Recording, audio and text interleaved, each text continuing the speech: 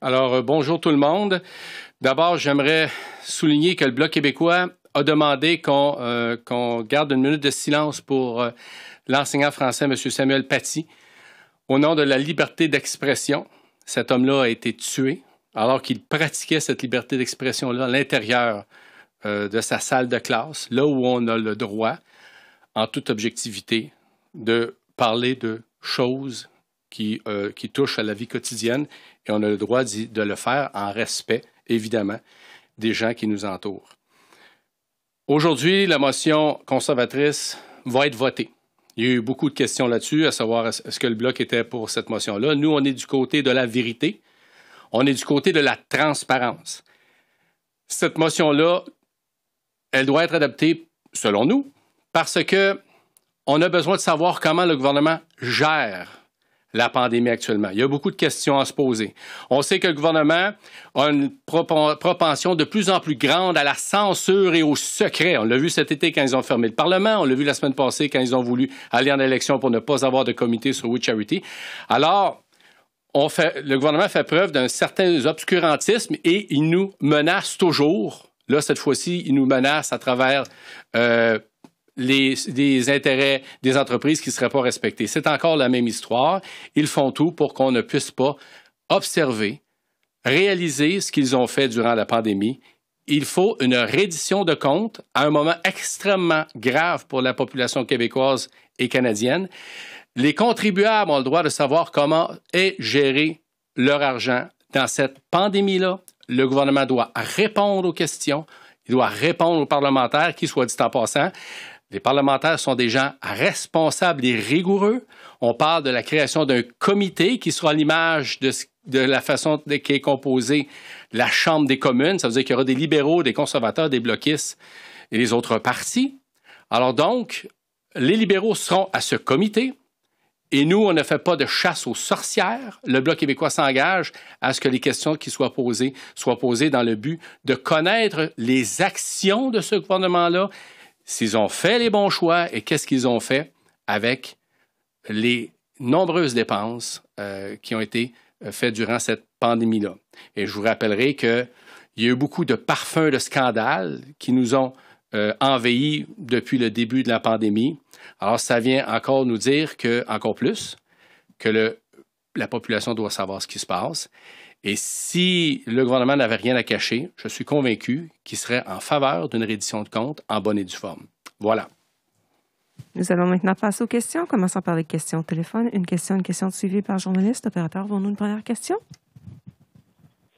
Oui, la première question est de Raymond Fillon de TVA. La parole est à vous. Merci. Bonjour, M. Thérien. Bonjour, M. Fillon. Vous avez sans doute entendu la sortie de Mme Annan et M. Duclos ce matin qui disent que l'étude met carrément en danger la santé, la sécurité des gens, les approvisionnements en vaccins. Vous réagissez comment ça, vous? On fait tout pour cacher la vérité, c'est carrément ça. On utilise toujours le même stratagème. On dit que le Parlement va être bloqué, qu'on doit absolument ne pas faire ça parce que les entreprises vont être attaquées dans cette forme de reddition de comptes-là. Mais écoutez, c'est du grand n'importe quoi. Ils disent ça parce qu'ils veulent se défendre tout simplement. Ils veulent que la population prenne leur côté parce qu'il n'y a pas d'autre façon de le faire que de commencer à dire des choses qui n'ont pas de sens. On veut faire un comité qui va étudier l'action du gouvernement sur la façon que le gouvernement a utilisé l'argent des contribuables québécois et canadiens. Point à la ligne. Alors, la liberté, je veux dire, on ne peut pas commencer à gratter et sortir toutes sortes de choses sur les entreprises privées. C'est pas le but et on ne fera pas ça. Le Bloc québécois ne fera pas ça. C'est clair qu'on ne veut pas étudier et venir en porte-à-faux avec ce que les entreprises privées qui sont impliquées dans la santé font comme travail. Ce n'est pas ça le but, mais pas du tout. Mais évidemment, eux, les libéraux, depuis le début, n'arrêtent pas de vouloir censurer, de camoufler la vérité, toujours et tout le temps avec des raisons qui n'ont aucun espèce de bon sens. Et donc, non, nous, on trouve ça un peu drôle qu'ils sortent maintenant cette idée-là. Et puis, moi, je ne comprends pas pourquoi les entreprises auraient à craindre des actions de gens responsables qui seront assis autour d'une table et qui représenteront le Parlement. Mais dans l'éventualité où il pourrait y avoir des documents sensibles, est-ce que vous êtes prêt à ce qu'ils demeurent censurés? Est-ce que vous êtes flexible à ce niveau-là? Écoutez, là, vous me parlez de la façon que sera géré le comité. Il n'est pas encore créé, mais il est évident que l'objectif premier du comité, c'est de faire en sorte d'étudier les comportements du gouvernement dans la pire pandémie de l'histoire. Ils ont dépensé plus de 300 milliards jusqu'à présent. Je pense qu'il est normal qu'on pose des questions, qu'on fasse une reddition de compte. Et un gouvernement normal aurait dit, oui, vous avez raison, on a mis beaucoup d'argent dans la pandémie. Alors, je pense, étant donné que c'est une crise sanitaire, puis qu'il y a des gens qui meurent, bien, je pense qu'on a le droit de savoir ce qui s'est passé et que le gouvernement le Bloc québécois n'aura pas à aller faire la chasse aux sorcières avec des entreprises qui n'ont rien à voir avec ce comité-là. C'est le gouvernement qui est visé par cette étude-là, tout simplement. Alors maintenant, vérifier si nous avons des questions dans la salle. Now see if we have any questions in the room. Rachel? Est-ce que vous répondez en anglais? En français. OK. Alors, est-ce qu'il y a des amendements que vous voulez voir? Est-ce qu'il est nécessaire pour avoir des amendements sur la motion pour rassurer les entreprises privées?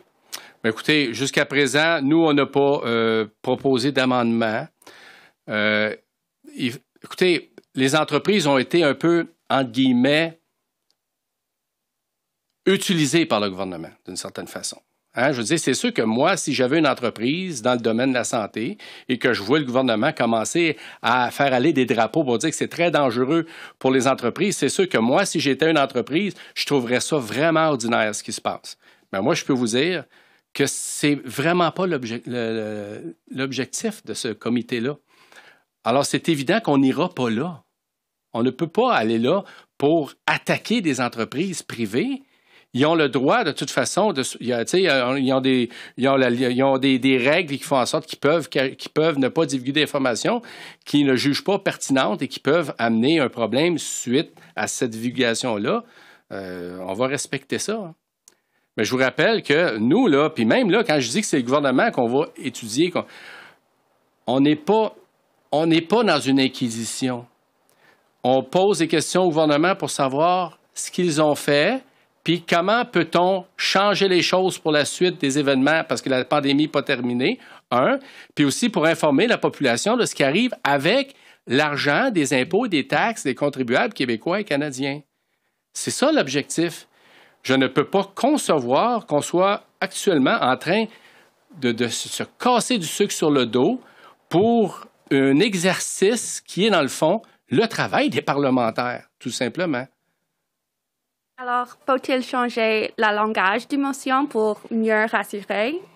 Bien, écoutez, la motion elle a été proposée comme ça, elle sera votée comme ça, et puis nous, on ne voit pas l'utilité, jusqu'à présent, de changer quoi que ce soit. Vous savez ce qui arrive dans les comités quand on proposera des façons de travailler et de façon de remplir le mandat de cette motion-là. Bien, c'est sûr qu'on aura à prendre bien soin d'aller chercher des informations sans nécessairement nuire à des entreprises privées. J'imagine. Écoutez, les comités, le comité de la santé sera chargé, puis il y a peut-être même d'autres comités qui viendront travailler avec ça, seront chargés de faire les choses correctement. T'sais, vous savez, les parlementaires sont des gens responsables. Je tiens à le répéter parce qu'on a souvent tendance à penser qu'on est en train de se bagarrer puis de faire de la partisanerie. C'est pas ça le but. C'est de connaître la vérité. C'est ça le but. Nous allons maintenant prendre une question au téléphone. Opérateur, quelle est notre prochaine question? Comment allez-vous? Please press star one. Please press star one at this time. If you have a question, s'il vous plaît, appuyez sur étoile 1 maintenant pour poser une question. The next question, la question suivante, elle est Catherine Lévesque de la Presse canadienne. La parole est à vous. Oui, bonjour, M. Terrien. Bonjour, Mme Lévesque. Je voulais juste, vous avez parlé de la réaction des libéraux, mais je voulais juste vous entendre sur justement ces entreprises privées comme Pfizer qui s'inquiètent de voir les secrets là, de leur compagnie dévoilés. Est-ce que vous reconnaissez quand même que ces craintes-là pourraient être fondées ou comme vous dites, c'est à cause de cette nervosité du gouvernement libéral? Comme je vous dis, le gouvernement crie au loup. Un gouvernement, c'est pas supposé crier au loup. Un gouvernement, c'est censé, surtout dans une situation de pandémie, un gouvernement se doit d'être réconfortant. Un gouvernement se doit d'être responsable. Et de crier au loup comme ça, d'alerter des gens qui sont dans le domaine privé à l'intérieur de la santé, qui sont impliqués dans la pandémie. Moi, je pense que du côté du gouvernement, on a encore essayé d'utiliser toute forme d'outils pour nous empêcher de connaître la vérité. Encore une fois, un pas de plus dans la censure. Écoutez, faut le faire, là. Ils ont fermé le Parlement parce qu'on parlait de We Charity, là. Puis vous voulez aller en élection la semaine passée parce qu'on voulait étudier We Charity. À partir du moment que tu as un gouvernement comme ça, là, qui fait tout pour cacher la vérité, là, moi, il n'y a plus rien qui me surprend après ça. Vraiment pas. Et en suivi, justement, je veux revenir sur We Charity parce que tout à l'heure, il y avait le comité parlementaire sur l'éthique. Et puis, ma compréhension, c'est que le Bloc québécois a voté contre la proposition de Charlie Angus du NPD là, pour enquêter sur We Charity pour faire la lumière là, sur cette affaire-là. Je me demandais qu'est-ce qui expliquait une telle décision écoutez, du Bloc. Très simple. Il est arrivé plusieurs amendements consécutivement. On a eu des problèmes de traduction. Et puis, il y a eu une erreur dans le vote qu'on a fait et on va faire un appel au règlement pour voir s'il n'y a pas moyen de corriger cette erreur-là qu'on a faite. Comme je vous dis, des fois, dans les comités, ça avance rapidement. Il y a beaucoup, des fois, d'amendements, de sous-amendements qui sont préparés et présentés. Fait que notre collègue a tout simplement, je pense qu'elle s'est malheureusement pas manifestée dans le sens désiré du Bloc québécois à cause, entre autres, de ces amendements, sous-amendements, ou les problèmes de traduction. Vous savez, c'est pas toujours facile de travailler en traduction simultanée. Et là, je viens vraiment pas dire que les traducteurs sont pas, au contraire, sont extrêmement efficaces. Ils font du travail admirable, mais des fois, il arrive des choses comme ça. Ils ne peuvent pas tout prévoir et tout régler là, comme il se doit. Donc, on va voir s'il n'y a pas moyen de réviser ce vote-là. Nous allons maintenant prendre une question dans la salle. David? David Thurton, CBC News. Bonjour, M. Thérien. Bonjour, comment allez-vous? Bien. Dans le français, c'est plus facile pour moi. Si l'émotion passait aujourd'hui, as-tu de peur que le libéraux va bloquer les documents que tu veux? OK. Vous savez, la question est intéressante, est importante aussi. Vous savez que les libéraux ont fait beaucoup de filibustering depuis la pandémie. À la seconde où on veut des informations qui peuvent être compromettantes pour ces gens-là, ils filibustent. Ils bloquent les travaux des comités. La question, vous me dites, est-ce que si le comité est créé, est-ce qu'ils vont utiliser du filibustering? Ben, moi, j'aime beaucoup l'histoire, puis l'histoire me dit qu'ils ont déjà fait ça amplement. Fait que je ne serais pas surpris de voir qu'ils vont encore faire ça, possiblement. Mais ça sera à nous de montrer aux gens à quel point ils ne veulent pas que la population connaisse la vérité, tout simplement. Merci beaucoup. Et je vais vérifier s'il reste une question au téléphone, opérateur. Oui, la prochaine question, the next question is from Christopher Nardi with the National Post. Please go ahead, la parole est à vous. Bonjour, M. Thérien. Bonjour. Alors, vous venez de répondre un peu à la question posée par Mme Lévesque, mais justement, j'écoutais le comité d'éthique et j'étais moi-même un peu étonné d'entendre Mme Gignola voter contre la motion. Est-ce que, de votre connaissance, il y a un outil pour faire changer un vote ou est-ce que c'est final et on vient un peu de mettre le dernier clou dans le cercueil de cet enjeu-là? OK, bien, vous posez une très bonne question. Quand j'ai quitté mon bureau, mon chef de cabinet est en train de travailler là-dessus pour essayer qu'on fasse un appel au règlement pour changer ce vote-là. Alors, votre question est bonne. On est en train d'étudier ça.